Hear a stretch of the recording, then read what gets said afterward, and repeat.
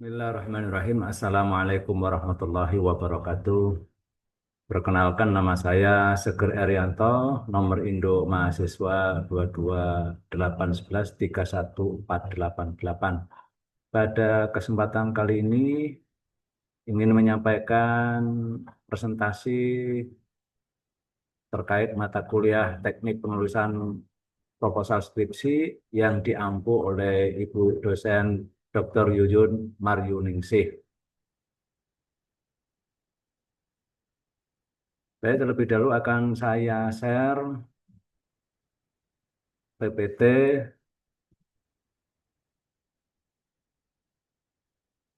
Baik, pada kali ini izin untuk menjelaskan slide PPT ini yang sudah saya siapkan terkait tema fasilitasi pembelajaran tuntunan ibadah praktis, studi kasus implementasi metode ceramah, hafalan, dan demonstrasi di Majelis Taklim Aisyah Mulia Asri yang disusun oleh Seger Erianto. Judul penelitian ini adalah fasilitasi ceramah, hafalan, dan demonstrasi berdasarkan tuntunan ibadah praktis sesuai tarjih Muhammadiyah pada Majelis Taklim Aisyah Mulia Asri, di mana analisis ini terkait dengan perencanaan, pelaksanaan, dan faktor pendukung atau penghambat. Latar belakang standarisasi ibadah bahwa Gerakan Muhammadiyah memiliki peran signifikan dalam pembinaan umat melalui amal usaha pendidikan dan keagamaan. Muhammadiyah ini melalui Majelis Tarjih dan Tajudid memiliki peran penting sekaligus kekhasan dalam menetapkan standar praktik ibadah melalui Himpunan Putusan Tarjih atau HPT yang berlandaskan Al-Quran dan As-Sunnah.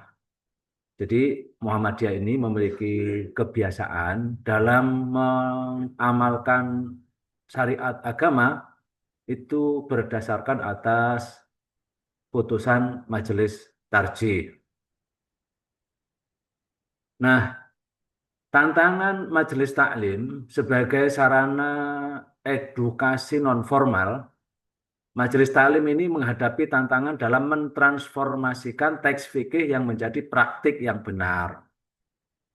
Urgensinya, anggota Majelis Taklim Aisyah Mulia Asri membutuhkan metode yang adaptif untuk menjabatani pemahaman teoritis ke kompetensi praktis. Nah, majelis atau sarana untuk belajar ini salah satunya adalah melalui majelis taklim. Nah, bagaimana majelis taklim Aisyah di Mulia Asri ini dalam memahami ibadah praktis sesuai dengan tuntunan Tarjih Muhammadiyah ini membutuhkan metode-metode yang adaptif.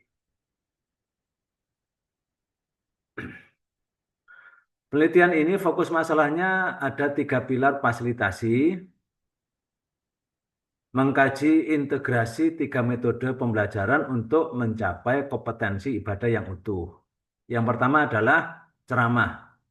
Metode ceramah ini dalam rangka untuk melihat aspek kognitif, memberikan pemahaman dasar hukum, dalil, dan filosofi ibadah sesuai dengan HPT. Kemudian metode yang kedua adalah hafalan. Ini merupakan aspek afektif. Hafalan ini adalah penguasaan bacaan wajib, doa, dan niat melalui metode pengulangan atau metode drill. Terus kemudian yang ketiga adalah demonstrasi, merupakan aspek psikomotorik, yakni memvisualisasikan dan mempraktikkan gerakan ibadah seperti wudhu, sholat dengan presisi. Artinya mempraktekkan ibadah praktis seperti wudhu atau sholat dari sisi bacaan, dari sisi gerakan sesuai dengan yang dituntunkan oleh Rasulullah Shallallahu Alaihi Wasallam. Identifikasi masalah. Ini adanya kesenjangan praktik, yakni adanya kebutuhan mendesak akan konsistensi praktek ibadah di kalangan anggota agar sesuai dengan standar HPT Muhammadiyah. Mengingat latar belakang anggota yang beragam. Dari sisi usia, dari sisi latar belakang pendidikan, ini sangat beragam. Kemudian, kompleksitas dan evaluasi. Materi fikih ini bersifat prosedural dan detail.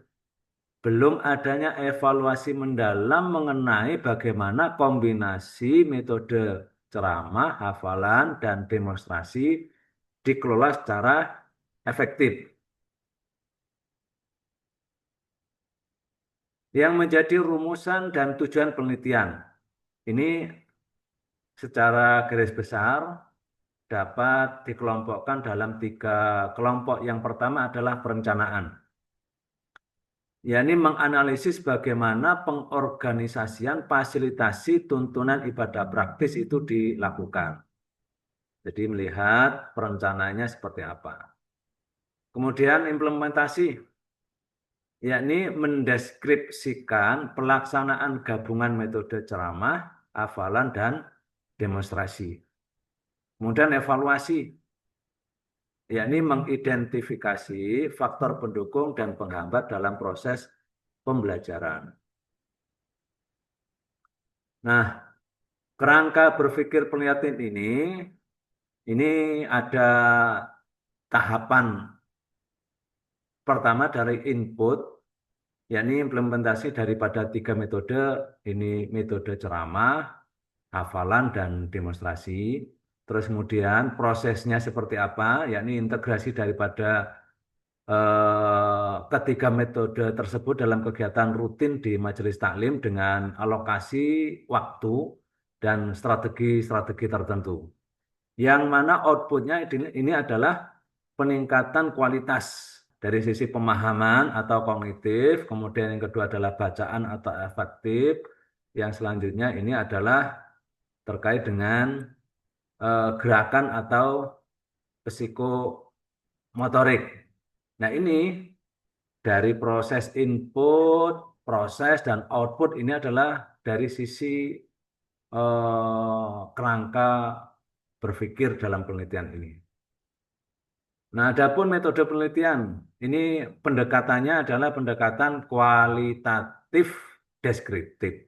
Jadi ini penelitian ini sifatnya adalah kualitatif deskriptif, yakni menggambarkan, memahami fenomena secara holistik dan mendalam.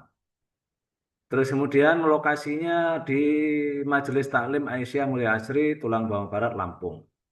Nah, sementara waktu penelitian ini direncanakan 3 bulan dengan mengikuti jadwal pengajian rutin, yakni setiap tanggal 11 dan tanggal 26. Sumber data dan informan. Informan kunci sebagai sumber data ini adalah dari pengurus, yakni ketua, sekretaris, kemudian dari ustadz atau ustadzahnya. Ini merupakan sumber data kebijakan, kemudian kurikulum dan desain pembelajaran.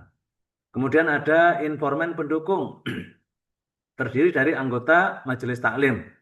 Ini setidak-tidaknya akan mengambil 5 orang sumber data persepsi, terus kemudian pengalaman dari anggota, serta tingkat pemahaman dari materi-materi yang disampaikan oleh para ustadz ustazah.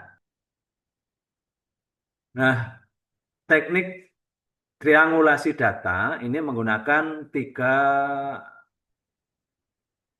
model atau 3 teknik dalam mengumpulkan data. Yang pertama adalah observasi. Peneliti ini akan mengamati langsung peran pengajar, partisipasi jamaah, dan penggunaan alat peraga saat demonstrasi.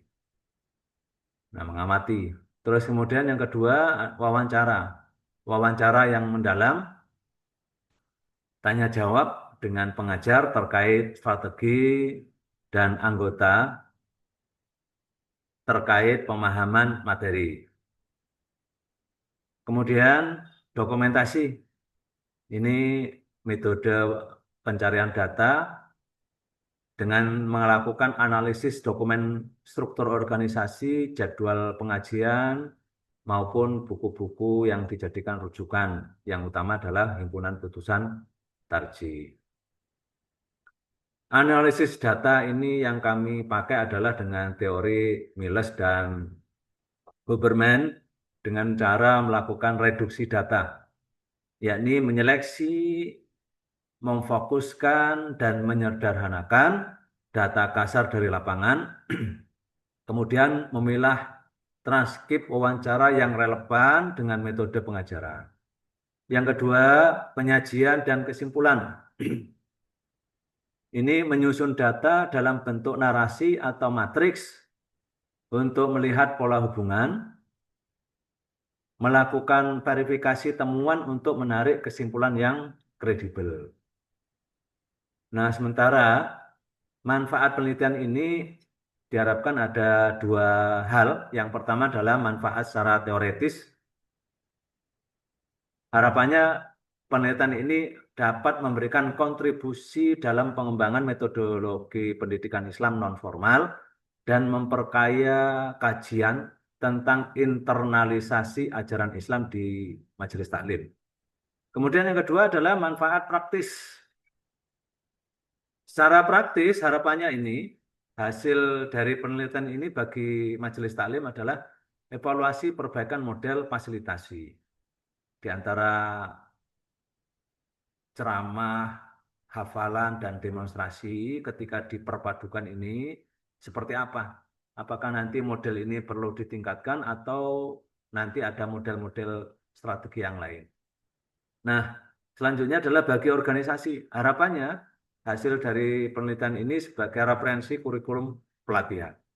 Yang ketiga, bagi peneliti, ini menjadi landasan studi lanjut. Demikian poin-poin proposal skripsi yang akan kami sampaikan. Mudah-mudahan ada manfaatnya. Assalamualaikum warahmatullahi wabarakatuh.